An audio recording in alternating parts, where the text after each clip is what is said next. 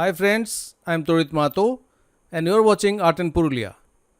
In this series of drawing for absolute beginners, we have seen various aspects of fundamentals of drawing, and in the last episode, we have seen how to do rapid sketching. For rapid sketching, facial features such as eyes, nose, ears, etc. were not all that important because we were viewing from a distance. But the moment we want to show any face from close by, we must know how to draw the facial features. So I'll start with how to draw a realistic eye.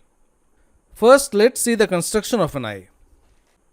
The eyes are spherical in shape and the eye sockets are the holes on the face where the eyeballs rest. Brow ridge is the ridge above the eye sockets where the eyebrows lie. Two eyelids cover the eyeballs, top and bottom. Tear ducts lie in the inner side of the eyes towards the nose, a small pinkish bulge. Sclera is the white portion of the eyeball. Iris is the color portion, black, brown or even blue.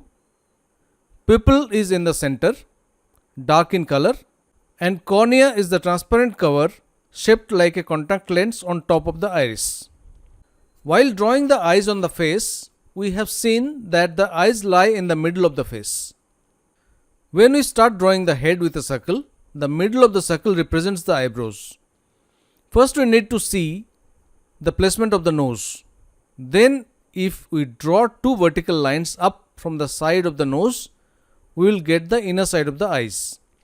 And as a general thumb rule, the width of each eye is same as the gap in between them. Some common mistakes we do in drawing the eyes are, we make them too big and the white portion absolutely white.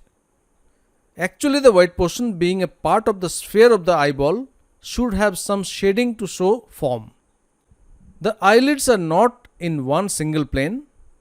They have distinct planes since they lie on top of the eyeball. The top eyelid generally has three planes and the bottom one can be divided into two. The shape of the eyelids also depend on which direction you are looking. That means in which direction is your cornea, since it pushes out in that direction. The lids also have some thickness and some area is generally visible, though the shapes change depending on some of the facial variations.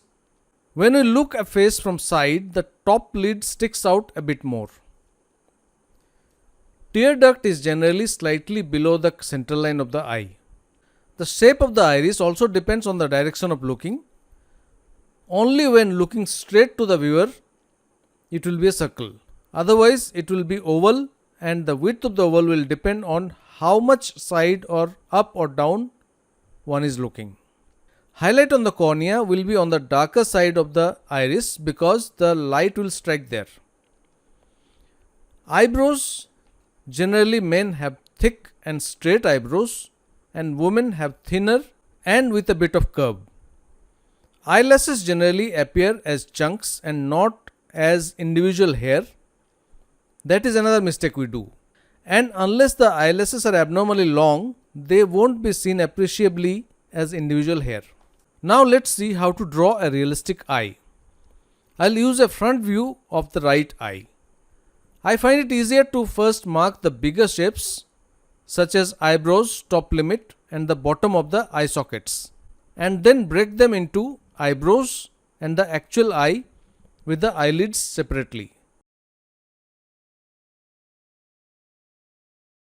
Thereafter mark the shapes and width of the eyebrow and mark the eyelids and the iris.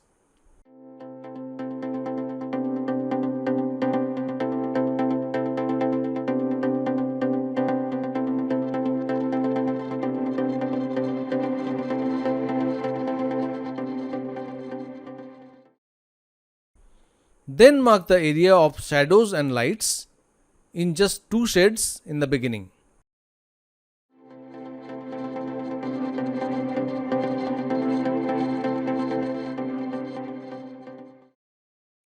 Next is to make the values even more distinct by adding dark values where required, like eyebrows, under the eyebrows, top eyelids, iris and pupil.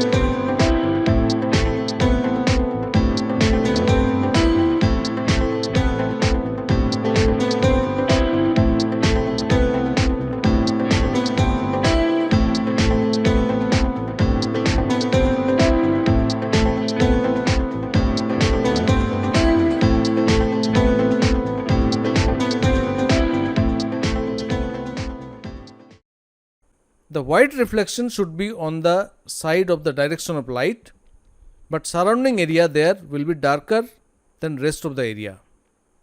As per the body contour, we can see dark spots under the eyebrows and above the eye towards the nose, since the area are slightly sunk, and if the light is from top, there will be a shadow in those areas. Also, since the lower eyelid is facing the light, it will be lighter in value, but there will be darker values below the lower eyelid. Next, we need to remove the hard edges by making the gradation soft.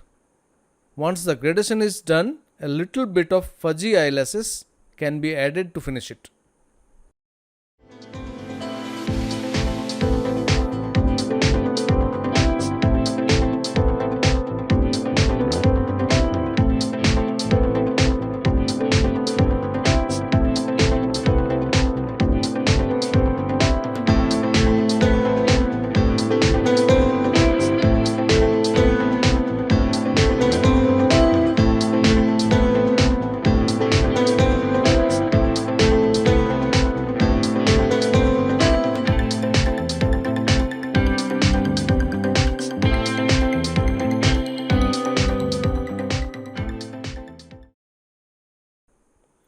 That's it today friends, a realistic eye is ready.